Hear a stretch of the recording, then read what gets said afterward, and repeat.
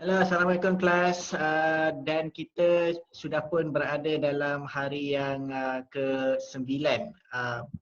Ke-8 ke ke-9 untuk yang perintah kawalan pergerakan, dan kita cuba tambah lagi input dan nilai. Seperti mana yang kita tahu, bila perintah telah dilanjutkan, kita buat yang terbaik. Kita menggunakan masa ini untuk belajar, menambahkan ilmu yang ada di dada supaya kita mungkin boleh gunakan ilmu-ilmu ni untuk ketika saat kesukaran ataupun kecemasan.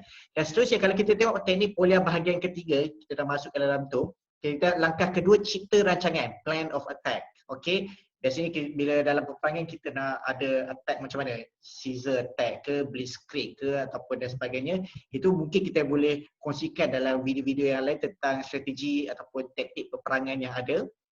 So, seterusnya kalau kita tengok kat sini, terdapat pelbagai cara untuk menyelesaikan masalah. Ini sudah tentulah. So, ada cara baik, cara jahat ke, the easy way, the hard way to solve problem dan sebagainya. Dan seterusnya, skill dalam menyelesaikan strategi yang sesuai adalah mempelajari dengan menyelesaikan pelbagai dan banyak masalah. Alright? Okay, kelas, cikgu nak emphasize kat sini. Cari masalah ataupun cari pasal tu untuk kita menyelesaikan masalah tu boleh, tapi cari pasal saja tu itu tidak digalakkan lah. Alright, so kita nak menyelesaikan pelbagai dan banyak masalah ni untuk kita build up our troubleshooting skill ataupun problem solving skills, skill untuk menyelesaikan masalah. Dan seterusnya, dapat memilih strategi dengan lebih mudah dari semasa ke semasa apabila kita dah menyelesaikan banyak masalah pada masa yang sama.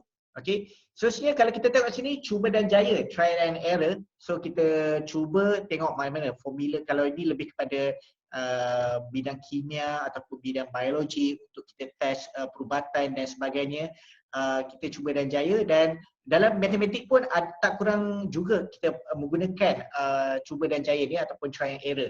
So adalah pelbagai permasalahan-permasalahan yang menggunakan cuba dan jaya ni. Seterusnya, kita ada hasilkan senarai yang tersusun, orderly list, iaitu kita buat flow, procedure, proses. Ini adalah sesuai kepada engineer untuk kita mengkaji bagaimana kita dalam proses tu kita boleh kurangkan, kita boleh mansuhkan, kita boleh tingkatkan untuk meningkatkan overall efisiensi ataupun efisiensi secara proses untuk mencipta proses yang efisien secara keseluruhannya. Seterusnya, singkirkan kemungkinan, eliminate possibilities. Jangan risau, yang setiap plan of attack ni kita akan cuba tengok beberapa contoh dalam video yang lain. So, seterusnya kita menggunakan simetri, ataupun kalau kita tengok macam contohnya kalau kita tutup muka kita, boleh tak kita lukis balik muka kita sebelah dengan kita ikut simetri yang sebelah kiri dan kita dapat menghasilkan image sebelah kanan. Itu yang dikatakan menggunakan simetri untuk melengkapkan sesuatu objek ataupun bentuk. Seterusnya, kita mengambil kira, cikgu tak letak perkataan yang penuh dekat situ, mengambil kira kes yang istimewa. Okay, kadang ada general case tu mungkin kita boleh pakai formula A katakan. Tapi kalau case yang special kita kena pakai case B lah. Alright. So pakai penakwalan langsung, use direct reasoning. Kalau contohnya macam semalam kan. Semalam panas. Lepas tu kita juga semalam jemur baju. Pada waktu petang ataupun malam semalam kita boleh dah angkat baju kita kering. Sebab apa kering? Sebab panas. And panas kita boleh remove water moisture ataupun kita boleh singkirkan kelembapan dalam kita panggil sebagai kelembapan ataupun kebasahan daripada baju yang kita sedia itulah, yang baju kita baru basuh. Seterusnya, kita menyelesaikan persamaan ataupun solve an equation. Bila kita dapat variable, kita dah dapat pemboleh ubah, unknown, nilai yang ada dalam persamaan, jadi kita boleh substitute the value in and kita boleh solve the equation already.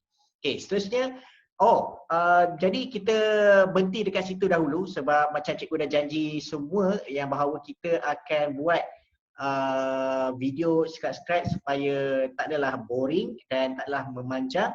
Dan jangan risau, banyak poin lagi yang kita boleh kupas berkaitan tentang teknik Polya ini pada video yang akan datang.